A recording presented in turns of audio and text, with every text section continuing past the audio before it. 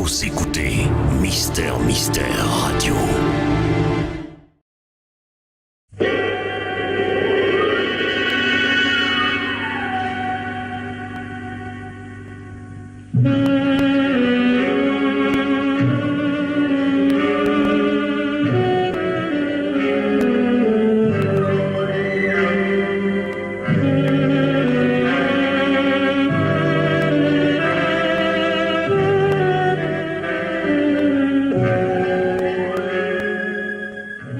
Tous les amateurs d'extraordinaire et d'imprévu, à toutes celles et à tous ceux qui lisent le journal aussi pour y trouver des histoires, Pierre Véry et Maurice Renaud présentent Faits divers, une émission réalisée par Pierre Billard.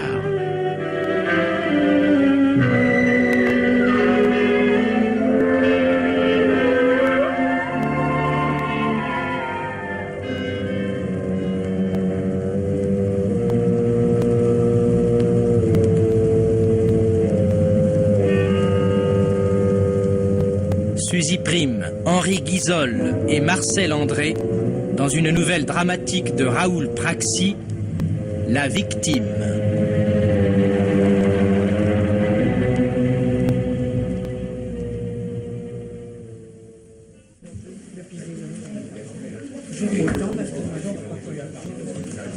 Nous sommes en cour d'assises le 28 octobre 1950. Le prétoire est comble. Le tout Paris est là. Quelle salle! 3 ministres, 7 académiciens. 7, tu crois? Oh, 6 plus un futur certain. Des hommes de lettres à l'appel, une bonne douzaine de stars et starlettes.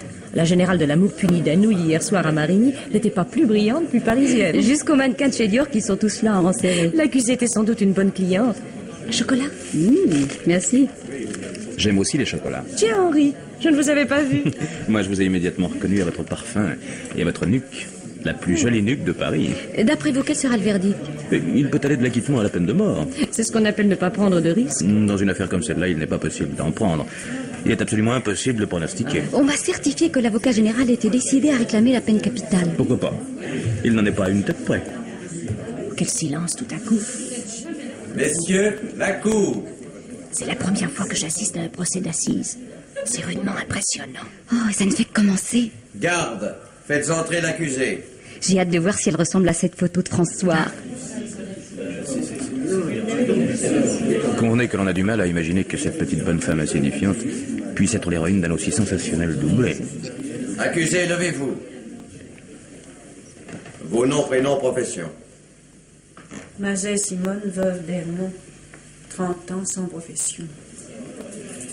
Pendant que le président continue à procéder à l'interrogatoire d'identité de l'accusé, les 12 jurés regardent avec curiosité cette salle élégante, bruyante et parfumée et s'efforcent de mettre un nom sur chaque visage. Ils sont interrompus dans leur recherche par le président qui leur demande de prêter serment. Vous jurez et promettez devant Dieu et devant les hommes d'examiner avec l'attention la plus scrupuleuse les charges qui seront portées contre Simone Mazet, veuve d'Hermont. De ne trahir ni les intérêts de l'accusé, ni ceux de la société qui l'accuse. De ne communiquer avec personne jusqu'à votre déclaration. De n'écouter ni la haine, ni la méchanceté, ni la crainte ou l'affection. De vous décider d'après les charges et les moyens de la défense selon votre conscience et votre intime conviction, avec l'impartialité et la fermeté qui conviennent à un homme probe et libre. Et de conserver le secret des délibérations, même après la cessation de vos fonctions. Je le jure, je le jure, je le jure. Le président avertit maintenant l'accusée d'être attentive à ce qu'elle va entendre et lecture est donnée par le greffier de l'acte d'accusation. Puis on procède à l'appel des témoins qui sont invités à se retirer dans la salle qui leur est réservée. Les débats commencent alors par l'interrogatoire de l'accusé. Veuve d'Hermont, comme vous venez de l'entendre, vous êtes accusé d'avoir abattu à l'aide d'une arme à feu le 21 février dernier, et ce à 1 heure d'intervalle, votre mari et votre amant. Reconnaissez-vous les faits? Je les reconnais.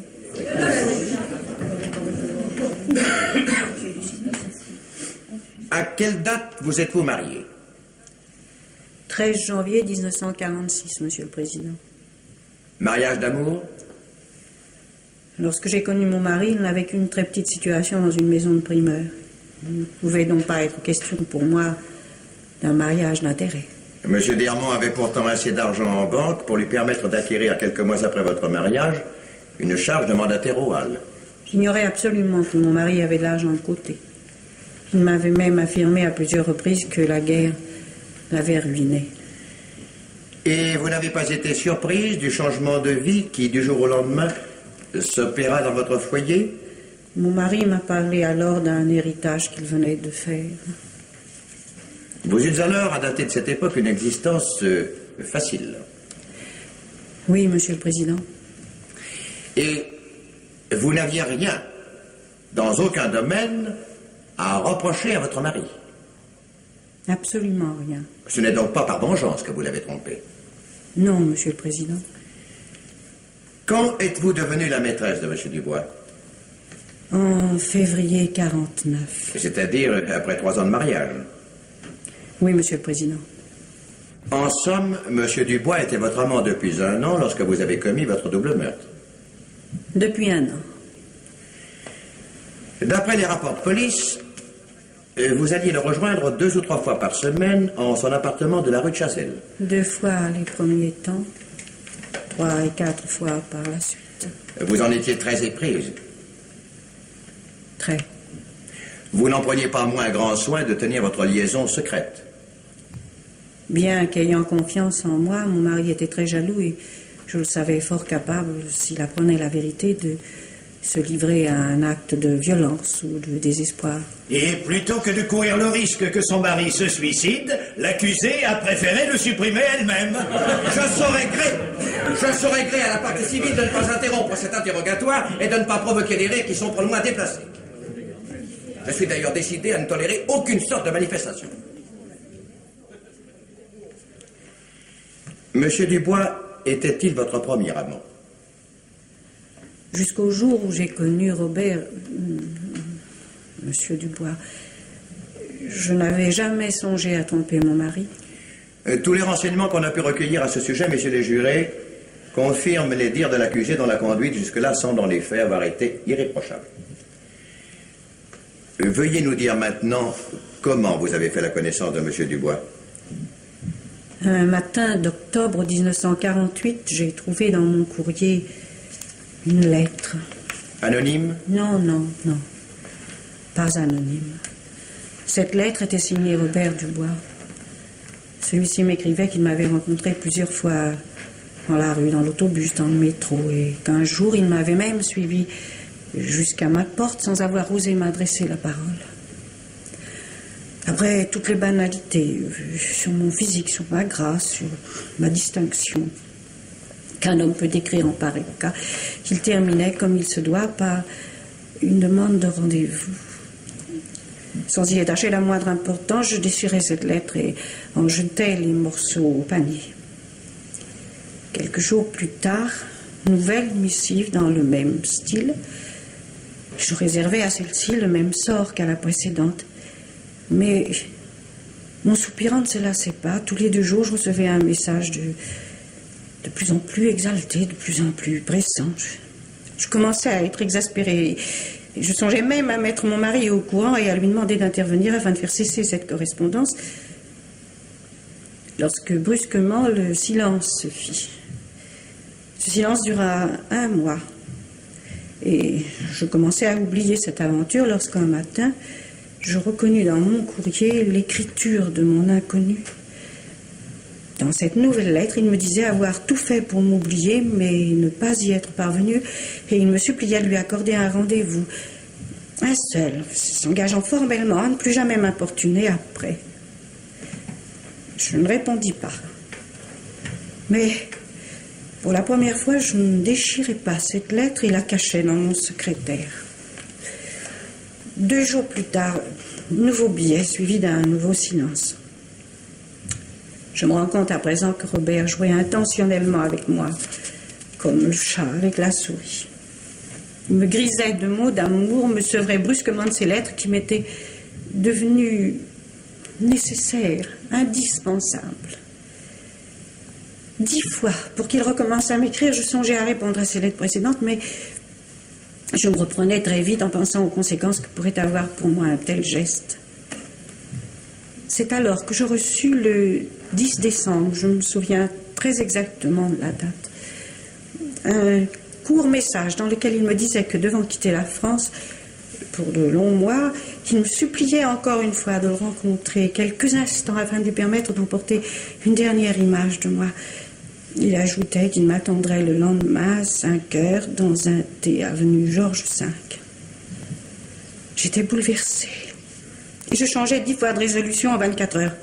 Mais j'étais, je l'avoue, terriblement intriguée par cet inconnu qui, depuis plus de 2 mois, sans se lasser, sans que je lui ai jamais répondu, m'avait adressé toutes ces déclarations. D'ailleurs, pensais-je, puisqu'il doit quitter la France pour longtemps, je ne risque vraiment rien d'aller prendre une tasse de thé avec lui. Et cela me permettra de lui dire que je suis une femme heureuse, que je n'ai aucune raison de tromper mon mari et qu'il n'a rien à espérer de moi. Le lendemain, à 5 heures, je me rendis donc au rendez-vous que Robert m'avait fixé. Je me trouvais en présence d'un homme qui, loin de me parler d'une passion soudaine, irrésistible comme je m'y attendais, et qui m'eut immédiatement cabré, m'entretint de sa solitude morale depuis qu'il avait perdu sa femme, qu'il aimait tendrement, et que je lui rappelais, paraît-il, d'étranges façons. Le premier jour où il m'avait rencontré, il avait été frappé, me dit-il, par cette ressemblance et avait été alors obsédé par l'idée de me connaître. Là était l'explication de son insistance déplacée, qu'il me suppliait de lui pardonner. Après cela, nous discutâmes théâtre, littérature, politique, mode même, tout sujet dont mon mari ne m'entretenait jamais. Robert me parla de tout sauf d'amour, ce dont je lui sucrais. Au bout de 2 heures, nous nous séparâmes après qu'il m'eût arraché la promesse de le revoir encore une fois avant son départ, qui était, me dit-il, retardé d'une 8aine de jours. Nous prîmes donc rendez-vous pour le lundi suivant, au même endroit. Et quelques semaines plus tard, vous deveniez la maîtresse de M. Dubois. 1 mois, exactement, après notre première rencontre. Passons maintenant à cette soirée du 21 février dernier qui devait se terminer si tragiquement. Veuillez dire à messieurs les jurés comment vous fûtes amenés ce soir-là à commettre votre double meurtre. J'avais décidé avec Robert de fêter chez lui l'anniversaire de notre amour. J'étais tellement impatiente de rejoindre mon amant que j'arrivais 1/2 heure en avance rue de Chazelles. Madeleine, la vieille bonne de Robert, vint m'ouvrir. Oh, c'est madame. Bonsoir, Madeleine. Oh, madame a son manteau tout couvert de neige. Que madame me le donne. Je vais le faire sécher. Merci. Je suis la première. Monsieur Robert n'est pas encore rentré, mais il ne va certainement plus tarder maintenant. Si madame veut venir s'installer dans le studio, elle va pouvoir se réchauffer en attendant le retour de monsieur Robert. Oh, le beau feu de bois. Monsieur Robert dit que par un froid pareil, les radiateurs ne chauffent pas assez. Et comme il sait que madame est très frileuse, il m'a recommandé avant de s'en aller de faire flamber quelques bûches. Cette attention ne m'étonne pas de lui. Ah, ça pourrait être attentionné, on peut dire qu'il l'est. Ah, si, tenez, c'est lui aussi qui a eu l'idée de faire dresser cette table avec ses 2 couverts, là, tout près du feu. Et qui a pensé à me commander le même menu que le soir où madame est venue dîner ici pour la première fois, il y a de cela... Juste 1 an. Déjà? Mais oui. C'est moi aussi qui avais eu ce soir-là le plaisir d'ouvrir la porte à madame. Le plaisir est gentil. C'est vrai. Monsieur Robert était alors si seul, si cafardeux, ne vivant qu'avec les photographies et les souvenirs de sa pauvre femme. Oh, pardon. Il n'y a pas de mal. Ça fait combien de temps que vous êtes au service de monsieur Dubois? Oh là là, ça fait longtemps. Et d'après ce que j'ai pu constater, vous vous entendez très bien tous les deux. Bon, c'est-à-dire, on chamaille souvent. Comme tous les vieux ménages. Ah, monsieur Robert me met à la porte à peu près 1 fois par mois et de mon côté, je lui donne mes bijoux tous les 15 jours, mais on sait bien au fond tous les deux qu'on ne pourrait pas se passer l'un de l'autre. Vous avez dû être un peu agacée, un peu jalouse lorsque monsieur Dubois s'est marié. Oh, au début, bien sûr. Ça a changé nos habitudes, mais je m'y suis fait assez vite. Est-il exact que je ressemble beaucoup à votre ancienne maîtresse? Oh, ça non, par exemple, non, pas du tout. Oh, vous êtes brune, pas très grande, et Madame Thérèse était grande, mince et blonde comme les blés. Ah. Ah, ce qui ne veut pas dire que vous êtes moins bien qu'elle, ça. C'est un autre genre, voilà tout. Madame Thérèse n'était d'ailleurs pas que jolie. Elle était douce avec ça, et simple, et gentille et courageuse. Enfin, deux comme elle, ça n'existait sûrement pas. Oh, zut. Voilà encore que j'ai gaffé. Mais non. Oh, et puis le passé, c'est le passé, comme on dit. Vous êtes trop intelligente, j'en suis sûre, pour être jalouse d'une morte. Robert, vous parle-t-il quelquefois d'elle? De Madame Thérèse? Oui. Quelquefois, oui, mais moins souvent pourtant qu'avant. De quoi est-elle morte? Comment? Monsieur Robert ne vous a jamais raconté? Non. Il m'a simplement dit qu'il l'avait perdue sous l'occupation, c'est tout. Mais Robert se fait bien attendre. Oui, il est vrai que je suis arrivée en avance. Oh, et puis il a beaucoup de travail. Vous savez, en ce moment, pour les fourreurs, c'est la pleine saison. Et il y a des soirs où il dîne au magasin, où il ne rentre pas avant 11h ou quelquefois minuit. C'est le seul moment qu'il dit où il est tranquille pour faire son courrier et vérifier sa comptabilité. Mais, entre nous, je suis sûre que c'est surtout parce qu'il ne peut pas supporter celle-ci. Je parierais bien que si vous viviez là, M. Robert s'arrangerait malgré son travail pour rentrer plus tôt. Souvent d'ailleurs, je me suis demandé pourquoi vous ne vous mariez pas tous les deux. Ce serait tellement plus simple. Vous trouvez pas? Mais oui, certainement. Quel âge avait-elle lorsqu'elle est morte? Madame Thérèse? Pas tout à fait 25 ans. Et elle s'était battue? Oh, toute jeune. 18 ans, 19 ans et demi. Enfin, non, plutôt 18 ans et demi. Comme M. Robert a été mobilisé en 39 et fait prisonnier, ils ont juste passé quelques années ensemble, mais quelles années. Jamais le plus petit nuage entre eux, la plus petite discussion. Ils étaient vraiment faits l'un pour l'autre. Il a fallu que cette sacrée guerre les... Elle est morte pendant que Robert était prisonnier. Il l'a pas revue. C'est vous qui l'avez soignée? Ouais, non, je l'ai pas soignée. Si je l'avais soignée, je suis bien sûr qu'elle serait encore là. J'entends, Monsieur Robert. Je vous laisse. Je vais finir de préparer le dîner.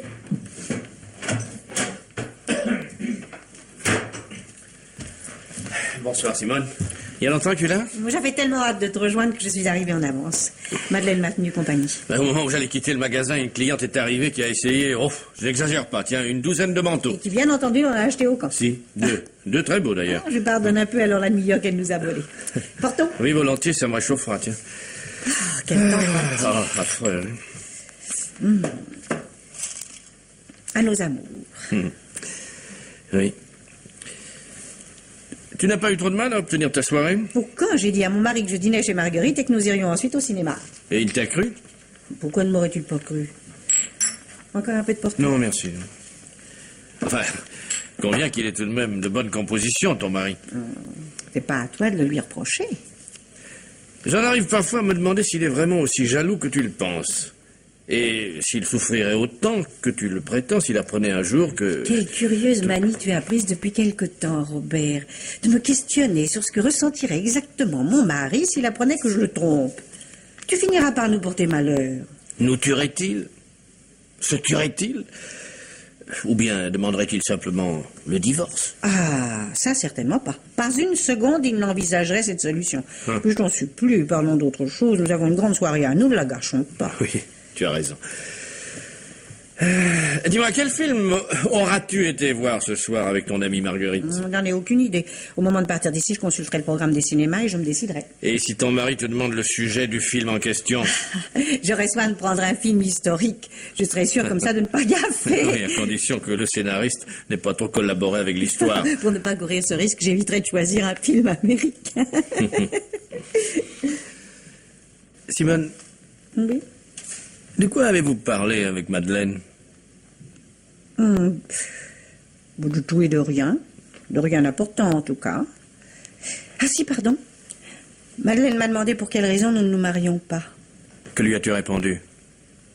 J'ai changé de conversation. Je pensais d'ailleurs qu'elle savait que j'étais mariée. Mais par qui voudrais-tu qu'elle l'ait su? Je n'ai pas éprouvé le besoin de la mettre au courant. Toi non plus. Alors? Est-ce que tu peux être nerveux ce soir, Robert? Jamais je ne t'ai vu comme ça. Tu ne cesses de t'asseoir, de te lever, de marcher comme un lion en cage. Et pas une fois encore, tu es venu t'asseoir là, pas une moi sur notre divan. Tu ne m'as même pas embrassé lorsque tu es arrivé. Mais si. Mais non. Allons. Allez. Venez tout de suite ici, monsieur. Prenez votre maîtresse dans vos bras. Là, serrez-la très fort. Et dites-lui que vous l'aimez autant. Non, pas autant. Bien plus qu'il y a un an. Tu le sais bien. M'avais-tu alors assez imploré, supplié pour que je consente à venir dîner ici, tête à tête avec toi? Sais-tu, je peux te l'avouer maintenant que si j'ai fini par te céder, c'est alors bien plus pour toi, pour ne plus t'entendre soupirer, te lamenter que par véritable passion de ma part. Oh, certes, tu me plaisais. J'avais un grand plaisir à passer de longues heures avec toi. Mais je n'éprouvais pas le désir irrésistible de t'appartenir. Je le sais. Bon, je dois honnêtement reconnaître que tu t'es bien rattrapé depuis. Petit à petit, tu m'as conquise, possédée. Et aujourd'hui, je t'aime. Je t'aime si profondément de tout mon cœur, de toute ma chair, que rien ni personne ne compte plus pour moi. Que toi. Moi et ton mari. Ne dis pas de bêtises. Mais tu sais très bien que si tu me le demandais, je n'hésiterais pas, au risque d'un drame, à tout abandonner. Mais je suis bien tranquille, tu ne me le demanderas pas. Tu ne me le demanderas jamais. Car tu ne pourrais pas supporter l'idée qu'une autre femme puisse prendre ici la place... Tais-toi. Mais... Entrez. Il est 8 heures. Est-ce que je peux servir? Oui, serre. Tiens, Simone, assieds-toi près du feu. Comme il y a un an. Oui, comme il y a un an. Potage à la tomate. J'ai ajouté au menu prévu ce potage. J'ai pensé que par ce froid, ça vous ferait du bien. Excellente initiative. Je n'en ai que des comme ça. Et si Monsieur Robert m'écoutait un peu plus souvent... Mais je t'écoute toujours, Madeleine. Et je suis scrupuleusement tes conseils. Que vous dites? Comment que je dis? Oui. Encore un peu de potage, madame? Je veux bien, il est exquis. Merci. Et vous? Non, merci. Alors, je vais chercher la suite? Oui, c'est ça. Et toujours comme il y a un an, nous allons dîner au champagne. Je me souviens que quand j'étais petite, j'avais une peur terrible du bruit que faisaient en sautant les bouchons de champagne. Ça me faisait l'effet de coups de revolver. Je bois... Non, mon chéri, non, moi d'abord. Je lève ma coupe à notre bonheur et je forme des vœux pour que ce premier anniversaire de notre amour soit suivi de beaucoup d'autres. Oh Dieu, que je suis maladroite. Enfin, comment ai-je pu laisser échapper cette coupe? L'émotion, sans doute. Oh, c'est du verre blanc. Ça porte bonheur. Ah non, je t'en prie, ne dis pas ça. Mais mon chéri... Oui, en 39, à la veille de mon départ pour le front, Thérèse et moi avons été dîner au restaurant. Comme tu peux l'imaginer, nous n'étions pas très gais. Nous nous efforcions pourtant de nous donner mutuellement le change. À la fin du repas, Thérèse venait de boire à mon rapide retour à notre réunion prochaine, lorsque son verre lui glissa aussi brusquement des mains et se brisa en 1000 morceaux. Alors, comme toi, elle s'écria « Du verre blanc, tant mieux, ça porte bonheur. » C'était vrai puisque tu es revenu. Oui, mais elle est morte. Et de quelle façon? Plusieurs fois, j'ai essayé de t'interroger à ce sujet. Et j'ai toujours éludé la question. C'est vrai. Mais ce soir, Thérèse est morte en déportation à Dachau. Ah. Saumon fumé. Bon, apporte aussi la suite. Tu poseras tout sur cette table. Hein. Nous nous servirons nous-mêmes. Bon, bien.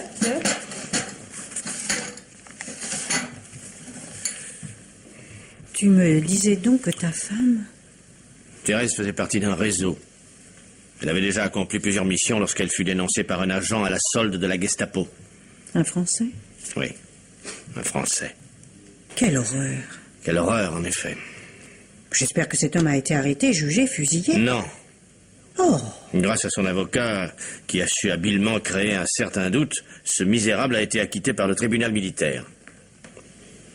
Et Et tu es certain, toi, que c'est lui qui l'a dénoncé? Avant de mourir, Thérèse m'avait écrit une lettre que m'a remise à son retour une de ses compagnes de déportation. Et dans celle-ci, ma femme me désignait l'individu en question avec preuves irréfutables à l'appui. Oui. Comme on me l'a demandé, voilà la suite. Foie gras et salade. Bon, pour salade. Je vais chercher le fromage et les gâteaux. Ben, quand nous en serons là, je te sonnerai. Ah bien? Quoi? Qu'est-ce qu'il y a? Pourquoi fais-tu cette tête? Il y a quelque chose qui ne va pas? Vous m'aviez dit que je serais libre.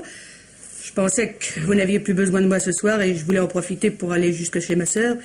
Elle vient de faire une mauvaise grippe et oui, je sais. J'ai pas eu des nouvelles depuis plusieurs jours. C'est ça, oui, mais c'est vrai, oui. Eh bien, va voir ta sœur. Je ferai le service moi-même, va. Merci. Bonne soirée.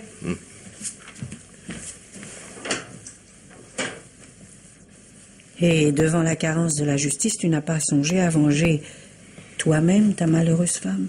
Si. Naturellement. Et tu ne l'as pas fait? Non.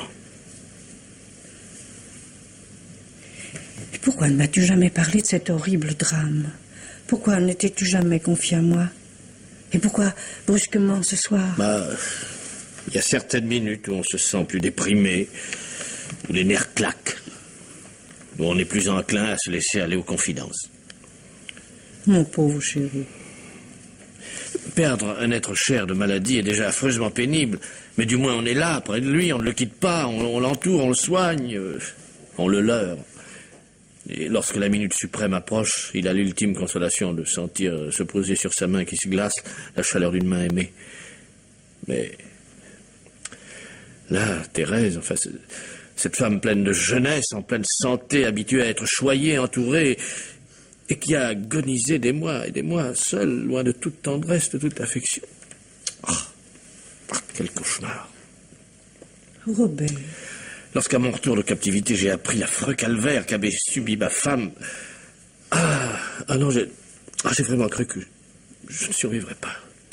Et je t'avoue que sans le dévouement de ma vieille Madeleine, et plus tard, sans ton affection, sans ta tendresse. Si j'avais su, j'aurais été encore plus près de toi. Mon chéri. Tu es bonne. Oui, je le sais. Et dire qu'un jour, tu me feras peut-être souffrir. Non, ça m'étonnerait.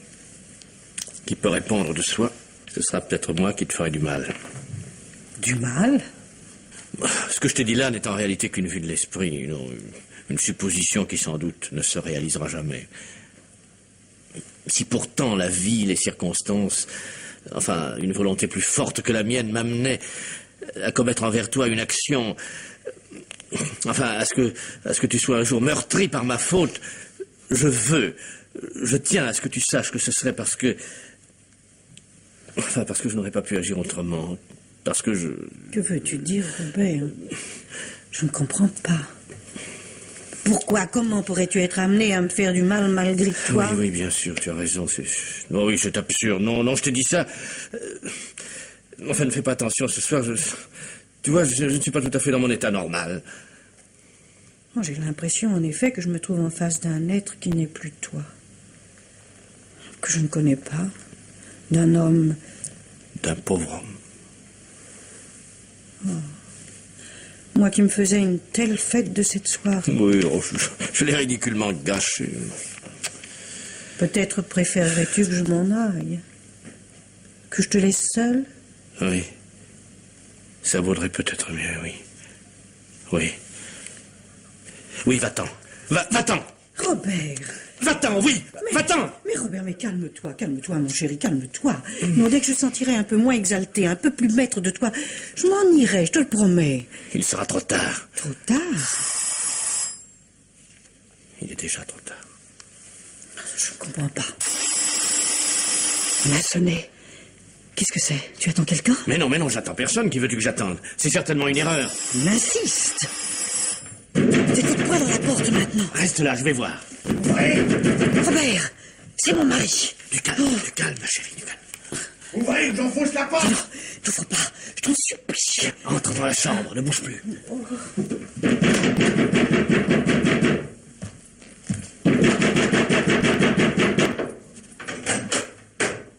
qu'est-ce qui vous prend? De quel droit vous permettez-vous de donner des coups de poing dans ma porte? Et d'abord, qui êtes-vous? Hein? Armé avec ça. Je vous avertis que si vous êtes venu avec l'intention de me cambrioler, vous perdez votre temps. Je ne garde jamais d'argent chez moi. Où se cache ma femme? Ah, bon, très bien, j'ai compris. Je n'ai pas affaire à un cambrioleur, mais à un mari jaloux. Dans ce cas, il y a erreur. Vous vous êtes trompé d'étage, monsieur. Vous êtes bien monsieur Robert Dubois? Lui-même. Ces deux couverts. Vous fournissez la preuve que votre arrivée inopportune a interrompu un agréable tête-à-tête. Vous reconnaissez donc qu'une femme est ici et qu'elle se cache? J'aurais mauvaise grâce à soutenir le contraire. Mais je ne vois vraiment pas ce qui vous autorise à en conclure que cette personne est nécessairement votre femme. J'ai reçu ce matin une lettre anonyme. Quelle horreur! Lettre dans laquelle on me dit que ma femme est votre maîtresse et que si je veux en être convaincu, je n'ai qu'à me rendre ce soir chez vous, rue de Saint-Zel, entre 8 et 9 heures. Une lettre anonyme. Et vous ne l'avez pas déchirée, jetée au panier? Je m'en irai pas avant d'être certain que la personne qui se cache ici n'est pas ma femme. Vous êtes vraiment d'un entêtement et d'une indiscrétion. Laissez-moi passer. Pas question. Prenez garde. Si comme tout me le fait supposer, c'est bien Simone qui se trouve derrière cette porte, soyez sûr que je n'hésiterai pas à vous abattre comme un chien. Comme je ne suis pas armé, vous aurez la partie belle. Pour la dernière fois... Il est vrai que vous n'êtes pas à un crime près. Quoi? Qu'est-ce que vous dites? Vous savez très bien ce que je veux dire. En me tenant ainsi en joue, vous risquez d'être tenté de tirer avant que j'aie pu vous fournir certaines explications auxquelles vous avez droit. Posez donc ce revolver. Nous serons plus à l'aise pour bavarder un peu. Vous pouvez être tranquille, je ne bougerai pas d'où je suis. Et dès la fin de notre entretien, il vous sera loisible de me tuer, comme vous en avez manifesté l'intention. Je vous donne ma parole que je ne ferai pas un geste pour vous en empêcher. Alors, posez ce revolver. Eh bien, posez-le, voyons. C'est en effet avec votre femme que j'avais l'agrément de dîner lorsque vous êtes arrivé. Et c'est bien elle qui se trouve là, dans cette chambre. Misérable. Alors, du calme. Si vous commencez déjà à vous énerver, que sera-ce tout à l'heure? Non seulement votre femme est ma maîtresse, mais c'est encore moi qui ai eu la délicate pensée de vous avertir de votre infortune en vous adressant la lettre anonyme que vous avez trouvée dans votre courrier ce matin. Vous? Oh, je reconnais volontiers que vis-à-vis de Madame d'Ermont, mon geste manque d'élégance. Je m'en rends si bien compte que quelques minutes avant que vous arriviez, j'ai failli flancher, oui. J'ai crié à Simone de s'en aller. Si elle m'avait alors écouté, je n'aurais rien fait pour la retenir. Elle est restée. Elle n'avait plus alors qu'à laisser se dérouler les événements tels que je les avais voulus. Tels que je les avais minutieusement préparés depuis 1 an. 1 an? Oui, depuis 1 an. J'attends cette minute. Cette minute où vous allez enfin payer. C'est vous qui allez payer. Changez pas les rôles. Dans la lettre anonyme en question, le nom de l'homme que je vous indiquais comme étant celui de l'amant de votre femme, c'est-à-dire le mien, ne vous a rien dit, n'a éveillé en vous aucun souvenir. C'est très compréhensible. En France, les Dubois se comptent par milliers. Et puis, s'il fallait que vous vous souveniez des noms de tous ceux et de toutes celles que pendant 4 ans vous avez livrés à la Gestapo. Qu'est-ce que vous racontez? Vous êtes fou? C'est qu'une charge de mandataire oral, ça coûte cher. De nombreuses têtes vous ont été nécessaires pour vous l'offrir. En voilà assez! Je n'ai pas pu témoigner au procès. Je n'étais pas rentré de captivité lorsque vous êtes passé devant le tribunal militaire. Qui a reconnu mon innocence? Qui, faute de preuves absolues, vous a acquitté. Mais moi, j'ai là, de la main de ma femme, la preuve certaine de votre ignominie. Oh, vous osez parler d'ignominie à un homme dont vous avez pris... Lorsqu'à mon retour d'Allemagne, j'ai appris en même temps que votre crime, votre acquittement, mon premier mouvement a été de vous abattre. Mais j'ai réfléchi. J'ai pensé que quelques minutes d'angoisse devant le canon d'un revolver, c'était vraiment bien peu de choses comparé au supplice de ma femme, qui durant des mois et des mois avait agonisé lamentablement à Dachau. Vous méritiez mieux que ça. Je me suis alors renseigné sur vous, sur votre genre de vie, sur ce qui vous tenait véritablement à cœur. L'individu le plus abject a toujours, malgré tout, une faille. Le tout est de la découvrir.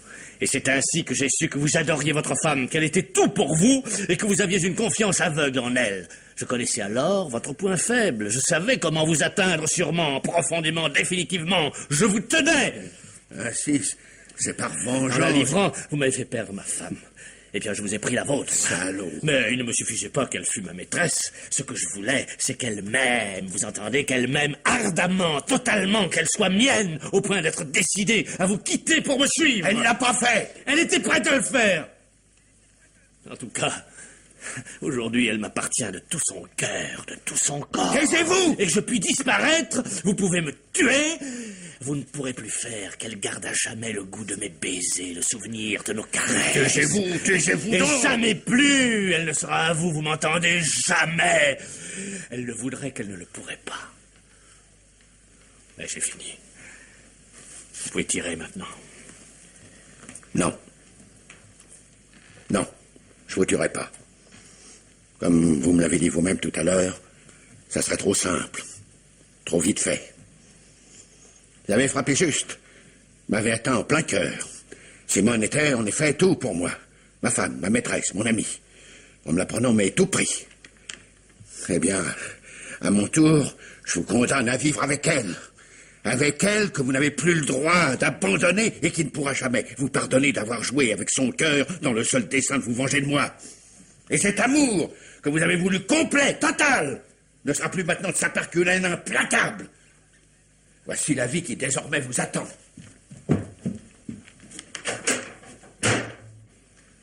Robert. Je m'étais juré de venger Thérèse. Mais pourquoi sur moi? Étais-je responsable de ce qu'avait pu faire mon mari que je ne connaissais même pas son occupation? Je te demande pardon. Si pendant 1 an tu as pu me jouer la comédie de l'amour. Je t'ai aimé. Je t'aime, je te le jure. Ah non, pas ça, pas ça. Je t'en prie. Non, au début, c'est vrai, en t'écrivant ces lettres, je ne poursuivais qu'un but. Et quel but? Et les premières fois où tu es venu me retrouver ici, je reconnais que je pensais surtout à la lettre anonyme que tu adresserais à mon mari le jour où tu serais certain que je t'appartiendrai entièrement, totalement, comme tu dis. Simone. Ton amour mensonge, tes errements, mensonges, tout chez toi était prévu, calculé. Et lorsque tu me tenais dans tes bras, que tu me sentais de plus en plus tienne, tu triomphais en pensant que l'heure de ta vengeance approchait. Je te jure que peu à peu, et presque à mon insu, je me suis attaché à toi. Oh, étrange attachement qui devait avoir pour conclusion une lettre anonyme dont tu étais l'auteur et un flagrant délit organisé par toi. Pourquoi n'es-tu pas parti lorsque je t'ai crié de t'en aller? Oh, par ta faute, ma vie est à jamais brisée. Si tu le voulais, nous pourrions peut-être essayer de... Autant je t'ai aimé, autant je te hais, Et le geste devant lequel mon mari a reculé tout à l'heure... Non mais tu es folle. Veux-tu laisser ce revolver? Veux-tu?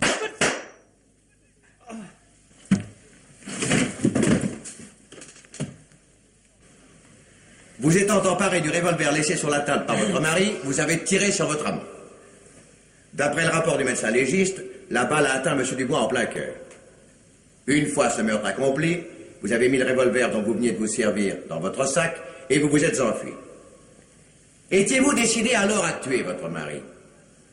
Non, Monsieur le Président. J'ai commencé par errer dans les rues. Puis, avant d'aller me livrer à la justice, je suis montée chez moi. J'ai sonné. C'est mon mari qui est venu m'ouvrir.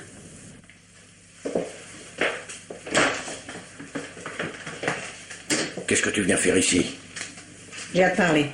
Je ne désire pas t'entendre. Il est pourtant indispensable. Fous-moi le camp. On n'irait pas avant de t'avoir mis au courant. Ah oui, j'ai compris. Après mon départ, cet individu a provoqué une scène entre vous et en a profité pour te laisser tomber. Tu t'es alors précipité ici dans l'espoir de m'apitoyer et avec l'idée de me raccrocher. Eh ben, compte pas là-dessus, ma petite. J'en crèverai peut-être, mais jamais, tu m'entends bien? Jamais je ne te reprendrai. Pour ne te perdre ton temps, tu ferais mieux d'essayer de remettre la main sur Robert est mort. Quoi?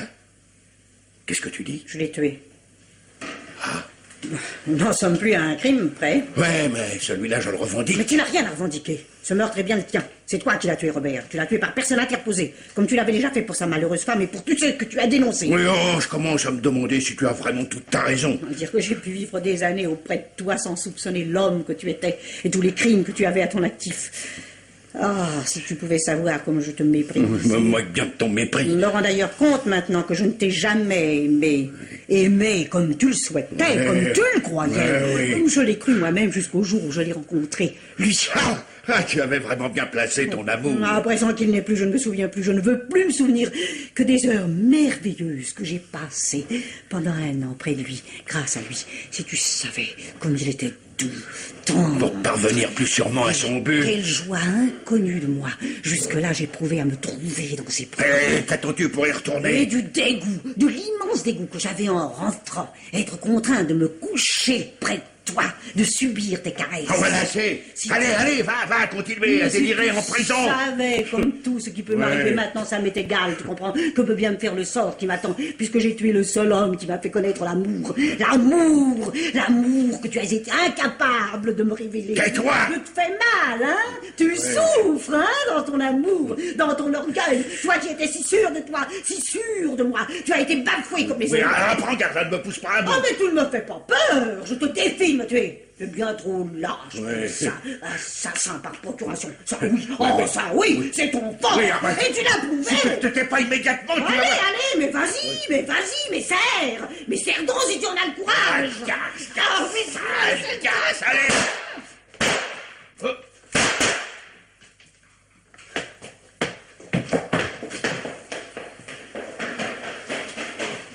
Alors que votre mari foudrage tentait de vous étrangler, vous parveniez à vous saisir de son revolver qui se trouvait dans votre sac et vous tiriez à bout portant.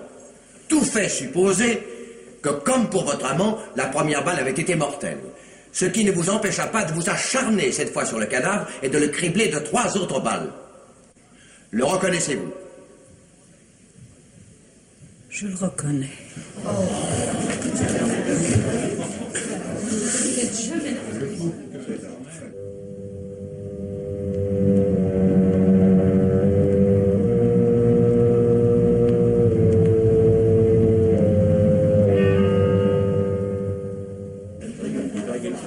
Voici plus d'1 heure que le jury délibère. Quelle minute affreuse doit vivre cette malheureuse? Enfin, une malheureuse qui a tout de même 2 morts sur la conscience. Elle a pour elle tant de circonstances atténuantes qu'elle aurait dû être acquittée après 5 minutes de délibération.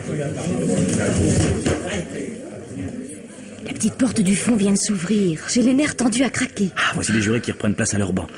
Messieurs, la cour! Nous allons connaître le verdict. Garde, faites entrer l'accusé.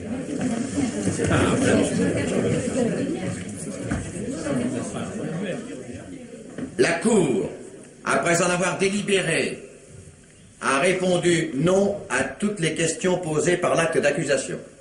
Non à toutes les questions? Mais Henri, non à toutes les questions, mais c'est... C'est l'acquittement.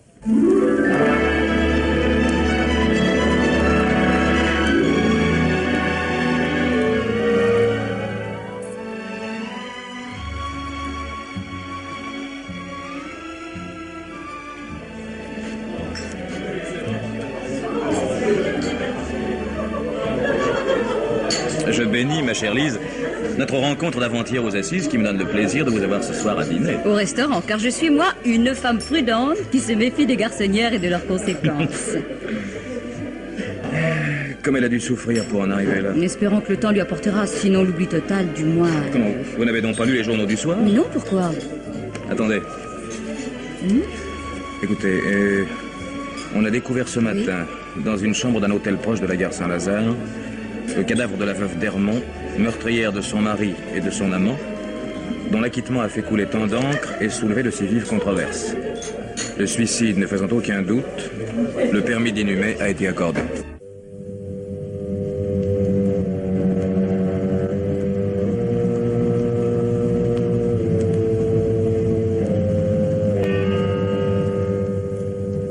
La victime, nouvelle dramatique de Raoul Praxi, avait pour interprète Suzy Prime dans le rôle de Simone, Henri Guizol dans le rôle de l'amant, Marcel André dans le rôle du mari, et Louis Arbessier dans le rôle du président du tribunal.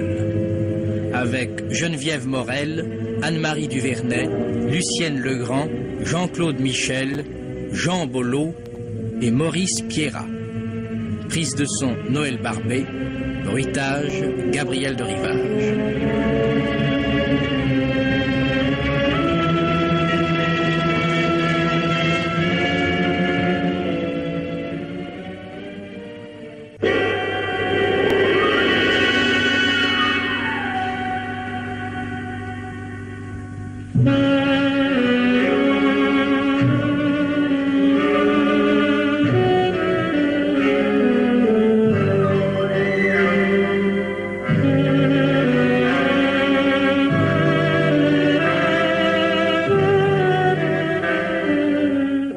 La radiodiffusion française vous a présenté Faits divers, une production de Pierre Véry et Maurice Renaud.